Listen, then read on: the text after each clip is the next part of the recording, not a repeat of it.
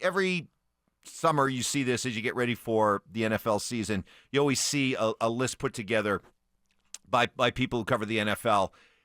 Players on each NFL team that has the most to prove. What player on Team X has the most to prove this season? Well, let's bring it into our own backyard. Which Bronco, or Broncos, if you want to go plural, which ones do you think face the most pressure to prove themselves this year? Wow. There's a lot of them, I think, that are facing some pressure. And I look on the defensive side, and, a guy that I think we all love, a guy that was very valuable last year, but I think he fits in that category. Any idea who I'm talking about? Ooh. Defense. You talk about the White Shadow? I am. All right. Good job, Mike. Good Riley job. Moss. All right. Do you think he fits in that category? I guess you got to well, no, I would not say that, because with the addition of Jahdae Barron,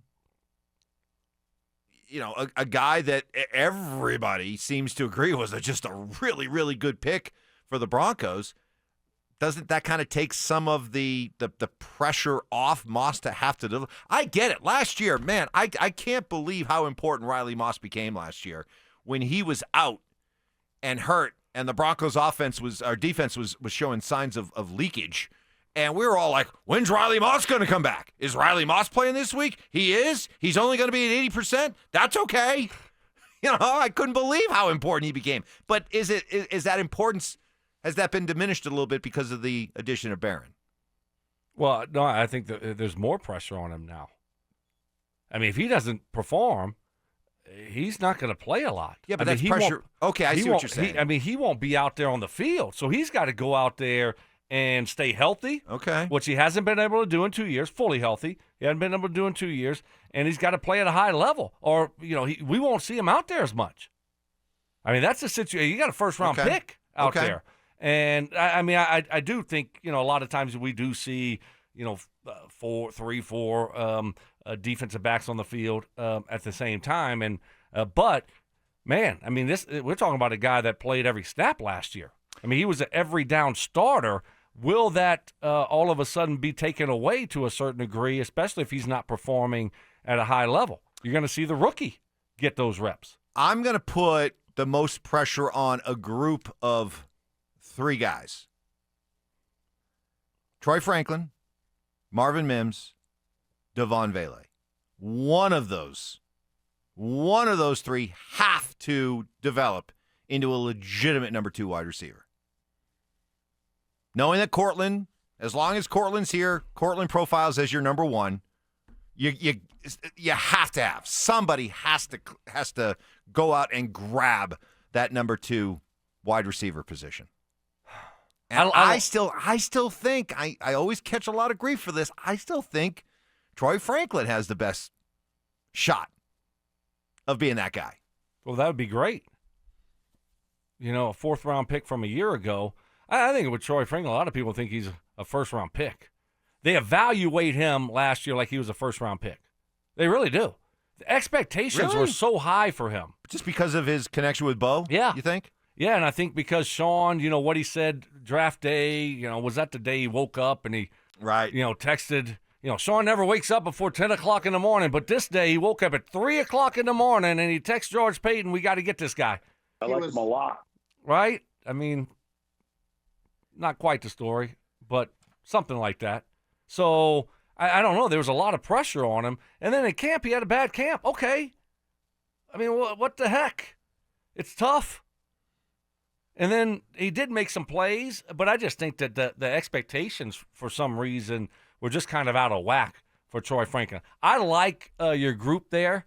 I'll give you some pushback because I think we don't have to have one guy just take it over because Sean just rolls them, rotation. personnel group. We're going to leave Cortland out there. The next thing you know, we're going to see Mims. Then 2 plays later, we're going to see Vele. And then, hey, next series, when they come out for the first play, it's going to be Cortland Sutton, and then it's going to be, the other guy. How long can you get by doing that, though? I just think that's what Sean likes to do. But don't you think at some point, if you're going to make the jump to the elite level, you have to have clear-cut dudes? Well, you got to use what you have. And if you don't have them, and none of them step up, whether it be Vele, Mims, or Franklin, then guess what? You got to do a good job coaching. Say, okay, well, I'm not going to leave this guy out there for 60 plays. Let's use these guys in certain ways to take advantage of their strengths. And they did that last year by doing a lot of personnel groupings. Mm-hmm. And I think they're going to continue to do that. So I wouldn't if I was you, I wouldn't be disappointed if you see more of what we saw last year. Like one of those guys isn't on the field for 50, 60 plays a game, along with Cortland Sutton. Yeah, and to your point, I guess then you're putting a lot of heat, pressure, but also belief in Sean Payton. When I was talking about how Bill Barnwell of ESPN ranked all of the NFL teams' skill position players, running backs, wide receivers, tight ends, he had the Broncos group ranked 23rd, but he sort of couched that a little bit by saying, quote, I would not be surprised to see Sean Payton get the most out of this group given his acumen, but this wouldn't be an imposing unit in league average hands. So that's what you're counting on, that Sean will make the sum greater than the individual parts. Exactly. Pat Bryant, no chance? The only reason I don't put him in there is because he's a rookie. I just don't think it's, and he wasn't a first round pick, so I don't want to put that kind of. I'm not saying he can't emerge, but I wouldn't put him right away as a rookie. Like, oh, hey, he's got the most to prove. No, but I'm just saying expectations. Could he be the number 2 guy? Could he be that guy for us? That'd be awesome. But I just think that I just think at some point, Stoke, you can't go if the Broncos are going to become a Super Bowl contending team. I just at some point the talent has to get to a point where we're not just out there saying, well, hey, this week it'll be this guy and next week it'll be this guy, and hey, when it's all said and done, look up and add up the total of all their production and it'll be really good. I don't think you can do that for long. You can do it now as you're building everything up. But at some point, you got to get to a point where you just have dudes. Well, yeah, you're right. Hopefully we get to that point. But if you don't, and you have guys with, different type of skill sets, you have to use them to their strengths.